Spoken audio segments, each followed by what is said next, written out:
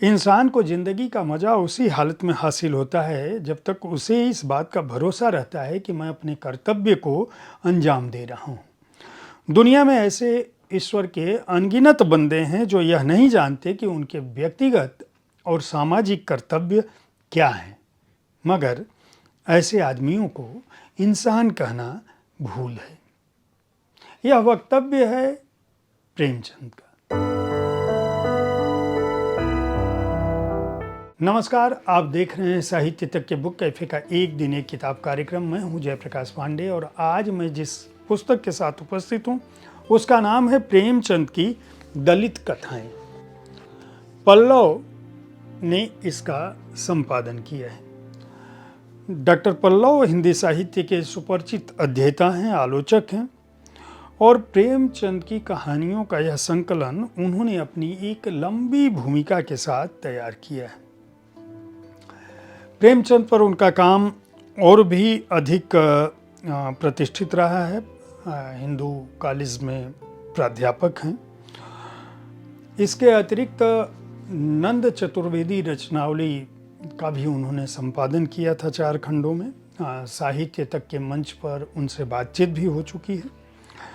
दरअसल प्रेमचंद को अपने समय से आगे का साहित्यकार, वह अपने समय का आईना तो थे ही, अपने समय के समाज को तो सामने रख ही रहे थे, लेकिन दलितों की स्थिति पर उन्होंने जो कुछ भी लिखा वह आज भी इसलिए प्रासंगिक है क्योंकि जो प्रेमचंद के दलित का दायरा है वह दरअसल उनकी कथाओं में समय और कालखंड के हिसाब से भी बदलता रहता है, लेकिन दुर्भाग्यवश दलितों की स्थितियां नहीं बदली।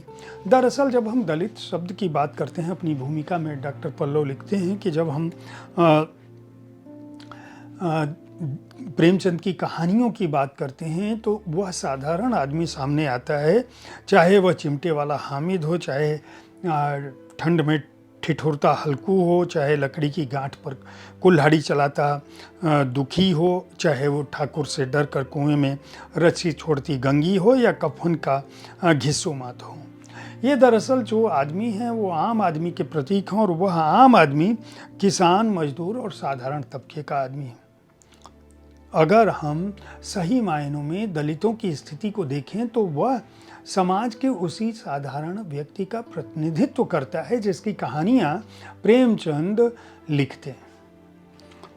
उनका कहना है, दरअसल बहुत सारे उदाहरणों के साथ डॉक्टर पल्लव यह बताने की कोशिश करते हैं कि दलित का अर्थ दरअसल केवल दलित समुदाय, वंचित समुदाय ही नहीं है, दमित समुदाय, शोषित समुदाय ही नहीं है, बल्कि इसमें अनुसूचित जाति, बौद्ध, कामगार, भूमिहीन, मजदूर, किसान, खानाबदोश जातियां, नारी समाज और आदिवासी भी है।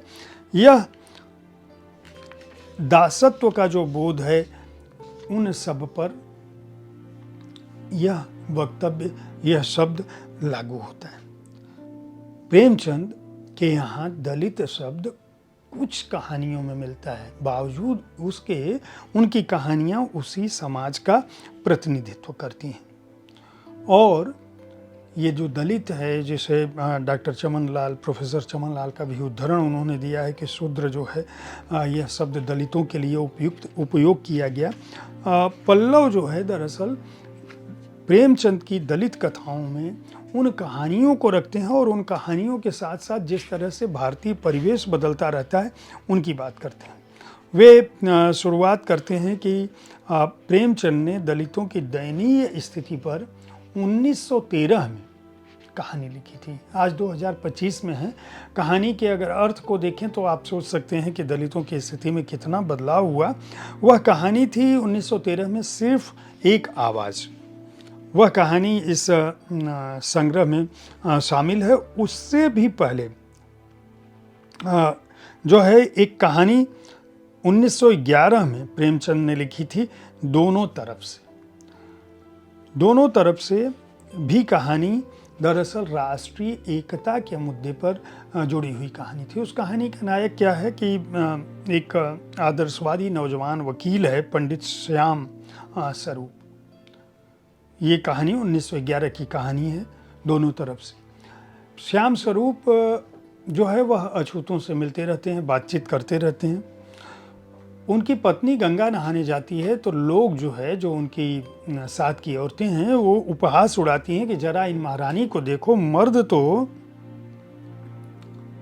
दलितों के साथ वहाँ यहाँ पर वो जिस शब्द का उल्लेख प्रेमचंद ने किया है वह शब्द 2025 में एक तरह से असंवैधानिक शब्द है, इसलिए मैं उस शब्द का प्रयोग नहीं कर रहा हूँ, उसकी जगह दलित शब्द का प्रयोग कर रहा हूँ। जरा इन महारानी को देखो, मर्द तो दलितों के साथ खाता फिरता है और यह गंगा नहाने आई। पत्नी आती है घर में और अपने पति को बहुत प्रताड़ित करती है, बहुत नाराज होती है। पति बहाने बनाकर दलितों के साथ उठना बैठना कम कर देता है।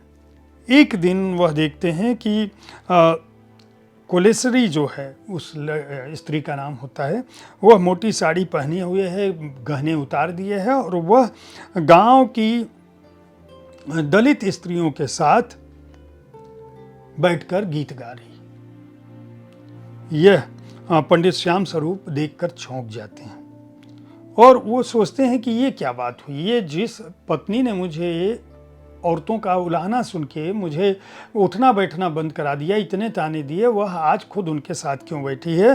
तो वहाँ पे कुलश्री का अंतर्द्वंद मुंशी प्रेमचंद के शब्दों में है, मैं कैसी स्वार्थी हूँ, कैसी कमीनी, कैसी ओछी, कैसी बदजुबान क्षुद्र प्रकृति की औरत कि दूसरों के तानों से हार मानकर अपने पति पर इतना बड़ा जुल्म किया। यह मेरे लिए इतना जब्र करते हैं और मैं एक ताने का सदमा न सह सकी। कहानी का अंत पंडित श्याम स्वरूप के इस कथन से होता है कि बहनों, कोला बीमार नहीं थी इसलिए मुझे तुमसे मिलने जुलने से मना किया था, मगर आज इन्होंने खुद बुलाया है, बहनापे का नाता जोड़ा है, तो मैं तुम्हारे लिए कोठियाँ खोलूँगा, 10 गाँव में तुम लोग लेन देन वहाँ से करना। प्रेमचंद की दृष्टि में दलितों की जो स्थिति थी वह आर्थिक रूप से किस तरह से प्रभावित हो रही थी, वहाँ भी वे उनकी आर्थिक समस्याओं का निदान करते हैं, साथ ही पंडित और दलितों के बीच जोड़ तोड़ की बात करते हैं। यह दूरंदेशी की बात है। अगली कहानी सिर्फ एक आवाज़ जो है वह दलितों से की समस्या से अधिक उनके चिंतन पक्ष की कहानी है।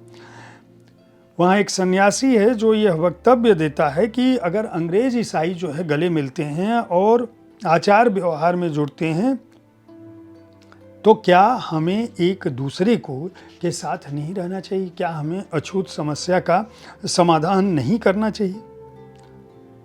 जो सन्यासी है वह सोचता है कि अब जिस मुल्क की रोशनी में इतना अंधेरा है वहाँ कभी भी रोशनी का उदय होना मुश्किल है।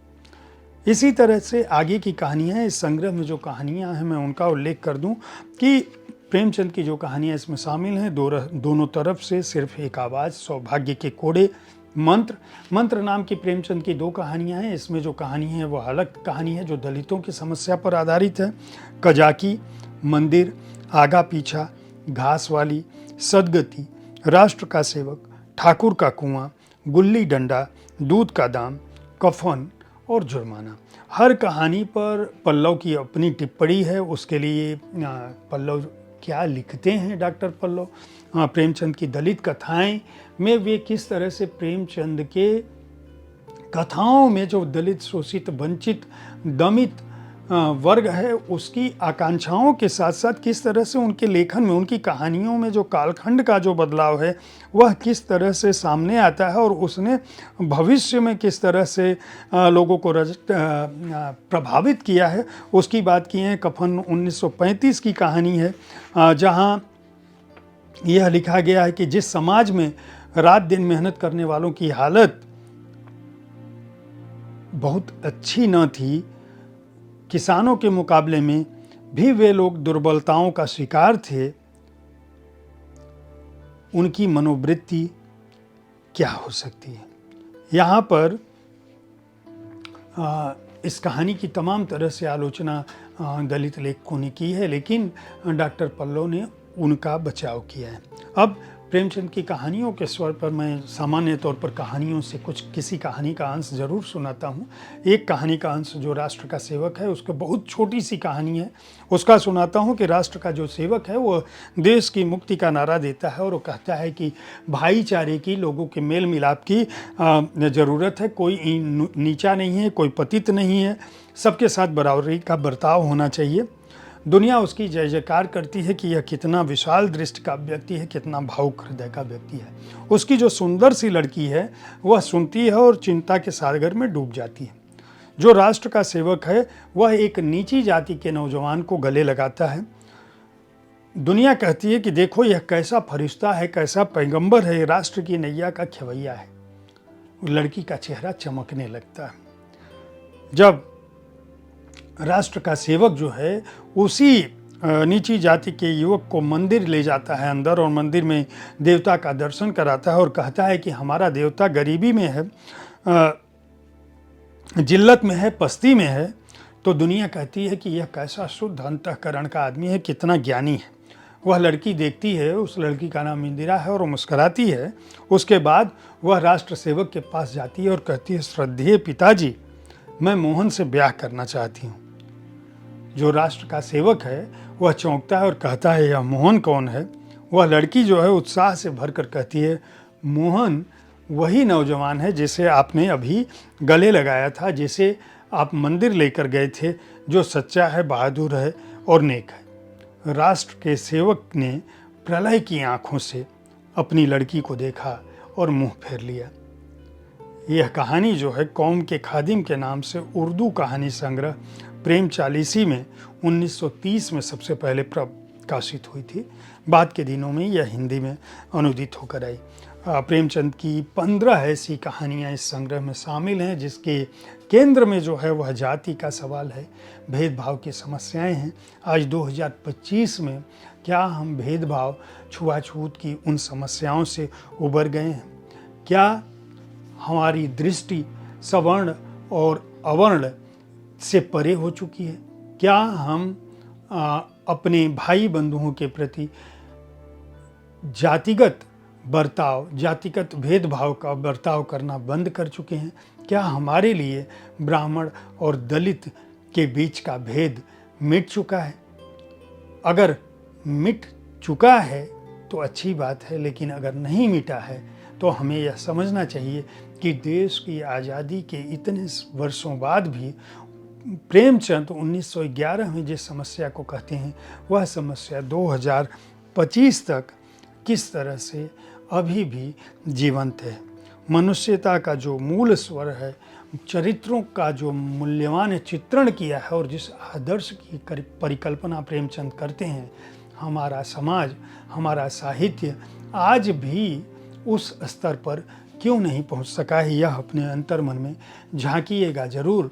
अगर प्रेमचंद की कहानियों को पढ़ रहे हैं, साहित्य को समझ रहे हैं और साहित्य के संदेश और स्वर को अपने जीवन में उतारना और अंगीकार करना चाहते हैं, तो डॉक्टर पल्लव को बहुत बहुत बधाई और शुभकामनाएं। प्रेमचंद की दलित कथाएं के संपादन के लिए राजपाल एंड सन्स को बहुत बहुत बधाई इस पुस्तक के प्रकाशन के लिए। इसका मूल्य 250 रुपये है। पृष्ठ संख्या का कोई अर्थ नहीं है। प्रेमचंद की 15 कहानियों के लिए 250 रुपये कोई मूल्य नहीं है।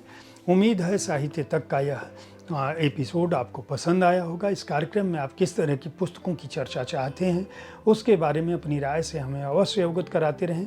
हमारी कोशिश होती है कि विविध विधाओं की पुस्तकों के साथ आपके पास मैं हर दिन पहुंचूं, ताकि आप उन पुस्तकों का चुनाव कर सकें जिन्हें आप पढ़ना चाहते हैं। कल ठीक इसी समय ऐसी ही किसी एक कृति के साथ फिर मिलूंगा। देखते रहिए साहित्य तक। धन्यवाद।